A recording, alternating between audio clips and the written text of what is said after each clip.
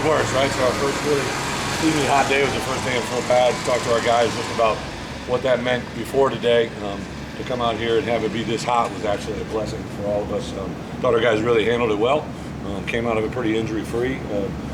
It's a work week that we've got behind us. We don't ever get practice 6 again, so everybody else in the country's got the same opportunity that we have. So our guys maximize it. We'll take advantage of it this afternoon with recovery, get over and watch the film, jump into some install. We'll take Sunday as a day off. By NCAA rules, I got to give them a day, so we'll just use that as a recovery day. We can work with them a couple hours, but really excited for the first week to be behind us and be where we're at. You had family out here today. Was that your family plus other coaches' family? During the week, they're not in school yet, but a lot of our kids are in different camps and whatnot. So I knew Saturday would be a lot of people out there. And, actually, it's worked out pretty nice. I'm sure a lot of you guys have been around before. I think the grass field looks really good. Our guys were excited. It went so well out there yesterday. Being the first day in full pads, I wanted to stay back out there today, and that's what we did. And yeah, it's always fun to have family. Coach, the weekend here, are you starting to get an idea of what the depth chart's going to look like? I think so. We'll have a pretty intense personnel meeting tomorrow. I got that catch. My foot. Can't push that, baby. I think we'll have a pretty good idea, at least after 6 practices, especially some of the freshmen, who we haven't seen before. But then there's so many guys: Kalen Tolson, Drake Barnes, Jake Hansen at the linebacker position alone, who we haven't seen before, right? Guys that got out there and we're in the middle of practice today. Alex Palcho was out there, Bobo was out there, Jamal Woods, and there's one more guy. There was 3 guys that, Kalen Tolson had team reps today for the first time. So if everything goes well, they feel good out of it today, then they'll actually be allowed to practice in a scrimmage situation on Monday. What's the process for Mike being out there doing it? What's the process for camp to get back? Yeah, so he's actually cleared. He's 100% on board. We're doing a maintenance with him where he practices basically every other day. So this week they practice, guys under his schedule practiced every, so practice Monday, Wednesday, and Friday, Tuesday, Thursday, and Saturday. We did a lot of soft tissue recovery, some specific rehab, and also conditioning for them that's very position specific. We'll get tomorrow off, and those guys should do a lot of scrimmage on Monday. What maybe the thing you've been most pleased with here after the first their attitude, their energy. As a coach, you're always going to find things that you got to improve, but I thought overall, just their attitude, their demeanor, the way they're communicating. There's a lot of times where I'm standing back and I'm obviously watching what's going on, but I'm listening to our guys that aren't on the field, just how they're communicating and talking. It's been very positive. Do you feel like you accomplished what you wanted to when you set out for this first week of camp? This first week, we really wanted to get just, nothing really game plan wise, just kind of executing Illinois football, offense, defense, best teams. Got all 4 phases of the kicking game installed again from the spring, offensively, defensively. Put in some wrinkles from where we were last spring, and then today capped it off with a full day of pads. So it's been a lot of fun in that regards. Guys looked a little tired out there. I mean, being 5 days and the first day in pads. Yeah. Was it any much of a transition going into the pads? Well, it was actually 6 days, right? So we practiced Monday, so today was the 6th day. I knew it was going to be a drag and scheduled it that way. By NCAA rules, we couldn't have any pads on, full pads until today. Tomorrow I'll have the day off, kind of regroup a little bit.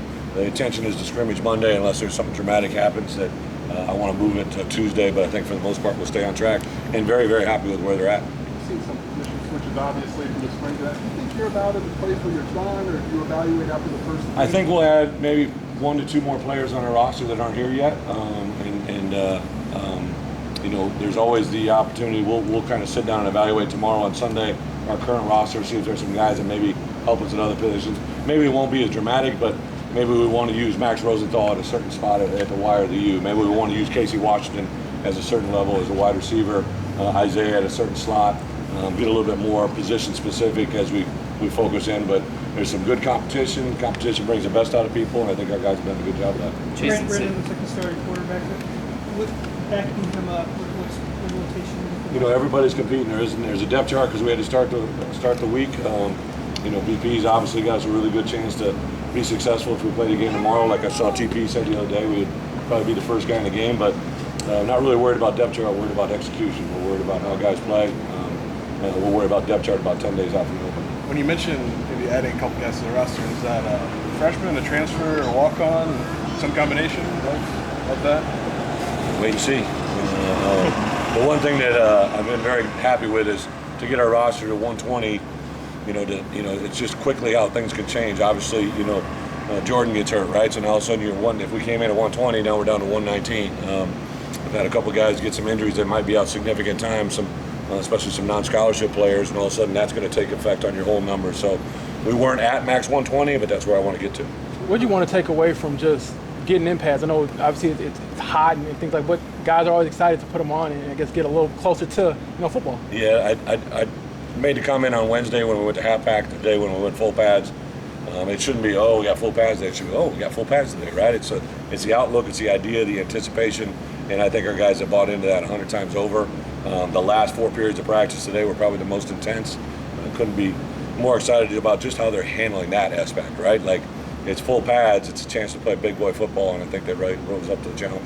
Is there that same kind of anticipation for a scrimmage where it's, maybe they're looking forward to moving on past the drills? So and we'll be in the stadium, right? So I think that's got to add something. Part of when we practice in the stadium is we want to get used to the stadium. So we'll be in the stadium for our scrimmage, and it'll be tackle football, right? So it'll be no holds barred. It'll be scripted, some parts of it. Some of it will be unscripted, where we're moving the ball, let the coordinators get used to calling plays. By NCAA rules, we only get 2 scrimmages before the opener. So this first scrimmage is a big one. We've heard so much about talking and listening, and it seems like communication. You guys, let's say you wanted to ramp up. Was it about the level that you wanted to have when you got here? What's your relationship? Yeah, one of the things I stressed these guys early was I can't control anything other pass. I can just control what's in front of us. And communication for me in every part of my life for 51 years has been, when you have good communication, usually you have good results, right? When you have poor communication, now it's up for chance, right? And if we can communicate effectively as a staff, we can effectively communicate with our players, and players can communicate to the coaches, and most importantly, if our players can communicate with each other, that's when you got something special. And I think the more talk we hear, right, whether it be at the dinner table, whether it be in the locker room, whether it be in between meetings, whether it be out of practice, the more they're talking about football, the better chance we have. What does Sunday look like for the staff with no practices? Is it on film? What's a lot of our guys are pretty faith-based, so I'll give them an opportunity to be with their families in the morning, do what they want to do, what they choose to do. We won't bring the players over. I think the first thing is scheduled at 1:30, so it'll be a lot of just kind of review of today, get ourselves ready, and then post meetings on Sunday at 4:30. Then we'll do a lot of work on Sunday night to get ready for Monday's scrimmage. I assume that Monday you're going to try to emulate game situations. Yeah. Have you decided which coaches are going to be where, who's in the box? Well, the scrimmage, this first scrimmage will be very, very similar to a practice. We're going to conduct it offense, defense, special teams. We're going to do a mock game 8 days out from the scrimmage. It'll be what you're kind of referring to, where the coaches are going to be in their respective game positions. Our second scrimmage may have a little bit of that, but nothing comparable to we got a pretty good one in the spring game in that regard. You have officials? We do. On Monday? Yep, Monday and the next Monday. Chase and Sydney have really gotten all in on this nutrition stuff in the last several months. How impressive is it for you as a head coach to see 2 guys really put that much into their bodies and keep themselves healthy? Well, it's discipline, right? I think those guys are kind of extremists in a lot of different things, right? They really are very well tuned in to what their body is and how it then correlates to how they perform. So I'm all for all of our guys. They took, Jade has done a tremendous job as our team nutritionist and really catered everybody's meals to what they, as specific as they can. Josh has really probably has done as much change in that department than anything else since I've been here about the way we have supported our student athletes in fueling, which is food and hydration, and they're definitely guys that take full advantage of it. We talked to George earlier this week about the diversity in the wide receiver room. You talked about the diversity in the running back room. What do you like about that wide receiver room and just having different looks and different types Well, of there are players? new guys there, right? So Casey Washington wasn't there in the spring. Jafar Armstrong wasn't there in the spring. A variety of different guys kind of stepping into new roles. Isaiah Williams was there in spring, but he was a quarterback, right? So really 3 guys that can kind of factor into what we're doing. I thought Hightower's had it. Davion Campbell had a good day yesterday. There's a couple newcomers, freshmen that have stood out a little bit, so I'm excited about that group. And it's probably one of the groups that's changed dramatically, since the spring game. I know you've always been a run-first kind of offense, your days in Wisconsin. With the offensive line you have, plus Blake Jarosati and Jack Badanovich, you guys have a pretty good up front going as the camp starts, and a lot of competition, I guess, too. I appreciate the question, but if you look statistically at what I did, right, I had good running backs that a lot of people refer to, but when we were successful, we ran the ball for 200 and threw the ball for 200. Can't get much more balance than that, right? So, the key for us is to be balanced. The key for us is to do what we have to do to win games. If it involves, running for 300, we're going to try to run for 300. If it throws balls thrown for 300, we'll throw for 300. We'll do what we take to win. But My time at other places is behind me, right? Whether we want to view it as whatever we think it is or what it really was, the fact is all I can worry about is what Illinois is. What do you think about the return of Blake Girasati and just Blake's been awesome. Took all the reps today at guard, and all of a sudden switched to, center at the Devo practice. Great communicator, highly intelligent, great motor, great fit for that program. Him and Badovniak, both have been really impressive. Kevin yesterday talked that you haven't been here since December, January. You've only had 19 or so practices. 20. How much are you still learning about your guy? I know it's been a lot of times, but not a lot of on the field. Today is practice 21 that we've been together, right? So expectations are always, something that takes a while to learn, and I couldn't be more, again, I think our coaches, right, just getting used to each other. Even though a lot of these guys have been around me, they're in different roles, they're in different situations, they're in guys, offensive coordinator, defensive coordinator, guys I've never worked with before. So there's a lot of learning that the coaches have to take place, and it carries forward to me. Owen Hardy and Isaiah Gay bring some similar things. Can we expect to see those guys on the field together or opposite each other, or are they playing the same position? No, they're playing both, in theory, outside linebacker, but they both play different roles. We have guys that play different responsibilities in our scheme, but those two guys are very different players, very, very unique skill sets in both of them. But they will be used, one of the things that I think Kevin's done a really nice job with those guys is maximizing their strengths, minimizing their weaknesses, playing with extension, making them set the edge, the things that we really believe in on the perimeter.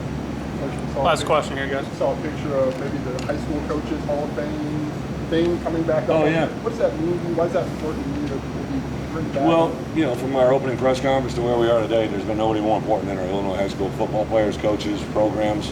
I'm a former Illinois high school football player, so I think Bret was actually one of the ones that brought it up. I know Pat Ryan, we're going to basically honor the reigning high school state champion every year in Memorial here and hang it in a way that they can come back and see themselves being honored. It jumped out to me when I think it was Badovniak made a comment that his last game when he played here, he thought it was his last game, and now he gets to come back here and play on his home field. I know Kendrick as well played one of his last games here, and when I started hearing that kind of turned it over in my mind. Any way that we can outreach and bolster our appreciation for the high school coaches, that's what we're doing. Thanks, guys. Thank you.